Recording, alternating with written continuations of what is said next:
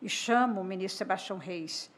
O agravo regimental no HC 728 de São Paulo é um pedido de preferência. Vossa Excelência tem a palavra para julgá-lo. Senhor presidente, só abrindo aqui o...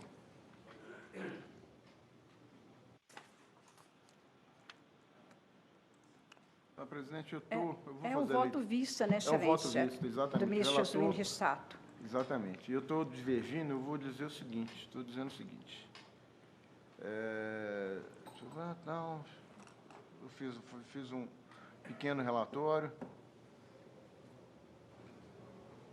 No caso em exame, em relação ao pedido formulado pela autoridade policial de interceptação telefônica, na época do inquérito policial, o juízo de origem, em janeiro de 2011, ao deferir, fundamentou assim sua decisão. A autoridade policial descreveu a situação objeto da investigação, indicou a qualificação do investigado e demonstrou a necessidade da interceptação para apuração da infração penal, cumprindo assim o disposto no parágrafo único do artigo 2º da Lei 9296/96. Investiga-se caso grave, no caso crime grave de tráfico de drogas, e já não há outro meio de elucidá-lo.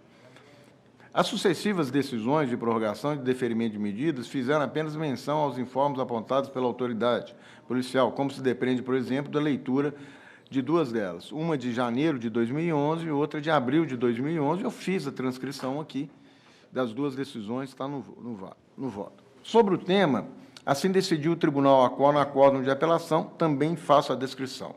E digo, é de conhecimento geral que a interceptação de comunicações telefônicas depende de decisão judicial fundamentada, a qual não excederá 15 dias, renovável por igual período, apontando a indispensabilidade de meio de prova, indícios razoáveis de autoria e o fato investigado constituir infração penal punida com pena de reclusão, que poderá ser determinada de ofício ou por representação da autoridade policial ou do parquê, devendo, nesses casos, o pedido demonstrar a necessidade de medida com a indicação dos meios a serem empregados e os elementos concretos que a justificam.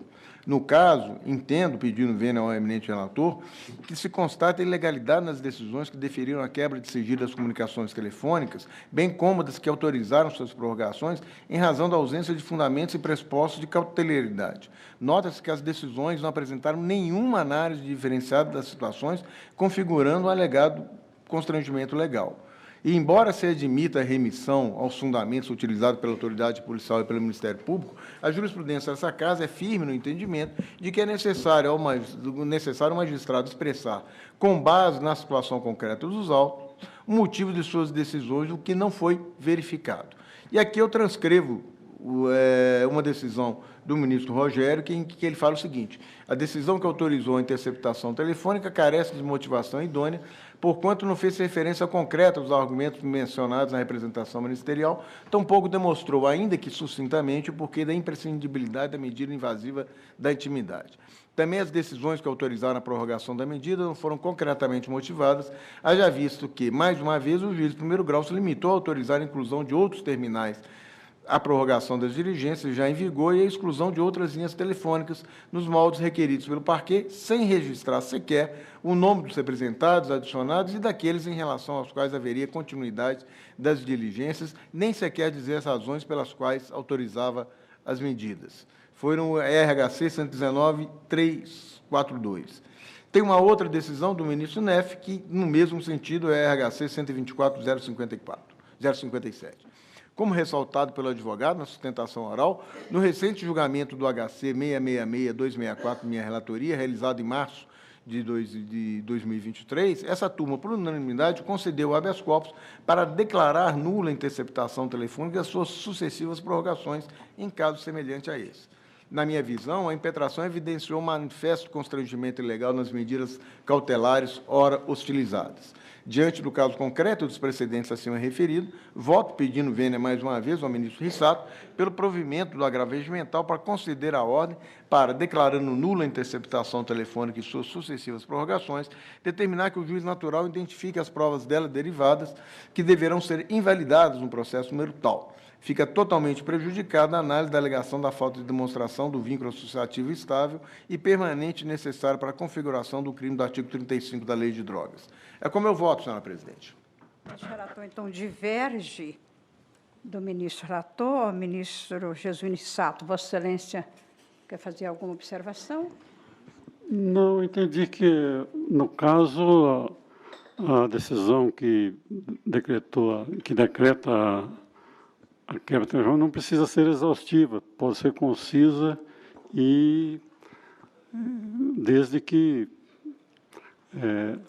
anote, né, a necessidade da medida e o juiz aqui fez referência aos elementos que a polícia indicou, o nome do réu, as investigações preliminares.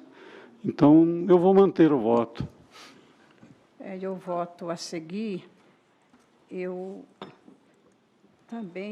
tenho preocupação com a necessidade da fundamentação, mas essas decisões que, na verdade, dá sequência à nova interceptação telefônica, eu acho que ela não precisa ser muito exaustiva.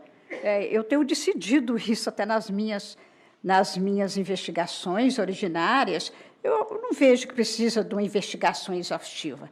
Eu vejo Vossa Excelência disse aqui, indicou a qualificação do investigado, demonstrou a necessidade da interceptação para apuração da infração criminal e, por isso, cumpre o artigo 2º da Lei 9.092/96. Eu acompanho o voto de Vossa Excelência e vou colher os demais votos. Como voto, o ministro Rogério Schettino. Senhora presidente, só um esclarecimento. Nas decisões de prorrogação, ele não só prorrogou, como deferiu novas quebras. Dando prosseguimento às investigações, a autoridade policial requereu que fosse deferida a interceptação das comunicações telefônicas de outras linhas discriminadas às florestais. O doutor promotor de justiça, manifestando as florestais, concordou com o pedido. A situação objeto da investigação já foi descrita inicialmente e a autoridade policial relatou o progresso das investigações obtido graças à medida anteriormente concedida que se mostra indispensável, razão pela qual defiro o pedido de interceptação de comunicação telefônica. Só isso. Mas ele substituiu uma linha por outra, certamente porque havia necessidade de prosseguir na interceptação. Como vota o ministro Rogério Schettino? Senhora presidente, boa tarde a todas e a todos. Eu tenho, em alguns processos envolvendo decisões relativas a cautelares, sustentado a opinião de que nem todas as cautelares possuem o mesmo ônus argumentativo por parte do juiz no momento de decidir, especialmente quando se trata de sigilo bancário. Aqui nós estamos falando de interceptação telefônica, que é um bem, a meu sentir, mais valioso, a inviolabilidade das comunicações telefônicas. E, examinando aqui a decisão, de fato, eu tenho que concordar com o ministro Sebastião, ela não tem fundamento concreto. O juiz sequer menciona o nome do investigado, né? Ele começa a decisão dizendo que trata-se de pedido de interceptação telefônica, formulado pelo delegado de polícia de São José do Rio Preto, transcreve o artigo da Constituição e diz: a autoridade policial descreveu a situação objeto da investigação, indicou a qualificação do investigado e demonstrou a necessidade da interceptação para apuração da infração penal, cumprindo assim o disposto no parágrafo 1º do artigo 2º da Lei 9296. Não diz nada, né, do caso concreto, nenhuma referência, sequer ao nome, né, e são várias linhas telefônicas. Nenhum dos nomes dos investigados foi mencionado. Eu até acho que a demonstração da necessidade é algo que, por vezes, se torna tarefa quase inviável, né, diante da circunstância de que alguns crimes são somente apuráveis mediante uma medida que vá além de um depoimento testemunhal. E aqui ele se resumiu a dizer isso, dizendo que investiga-se crime grave de tráfico de drogas, não há outro meio de elucidá-lo. E aí deferiu a interceptação dos números que foram indicados. São 1, 2, 3, 4 números telefônicos. E nas prorrogações a mesma coisa, não houve preocupação em individualizar. Acho que até a prorrogação pode ter uma exigência menor, né? Mas eu acho que a decisão inicial é, de fato, muito ruim, não tem nenhum dado concreto. E, por isso, eu peço o veemente relator para acompanhar a divergência inaugurada pelo ministro Sebastião. Como vota o ministro Antônio Saldanha? Presidente, igualmente, eu procuro ser, quanto possível, tolerante e na fundamentação das interceptações telefônicas, mas é evidente que tem que se prestigiar um mínimo de detalhamento, um mínimo de fundamentação para cada situação concreta. Não diria o mesmo nas prorrogações, porque as prorrogações, normalmente, elas simplesmente ratificam aquilo que foi deliberado na decisão de origem, e, se ela se mantém, eu não vejo necessidade de aprofundar a argumentação naquilo que já foi realizado no decreto originário. Mas, nesse caso, o próprio decreto originário, ele é bem ruim. Ele não individualiza e simplesmente se refere à necessidade que foi apontada pela autoridade policial. Mas são 4 linhas, e ele não fala sequer de qualquer delas. Então, lamentando, porque é uma investigação de um caso grave, mas não vejo como ultrapassar, e eu, então, peço vênia ao ministro relator e à Vossa Excelência, e vou acompanhar a divergência, presidente, como voto. Excelência, então, acompanha a divergência. Proclamo, então, o resultado. A 6ª turma, por maioria de votos, deu provimento ao agravo regimental para conceder a ordem para declarar nula a interceptação telefônica e suas sucessivas prorrogações, nos termos do voto divergente do ministro Sebastião Reis, vencidos o ministro relator e a ministra Laurita Vaz, que negava provimento ao recurso.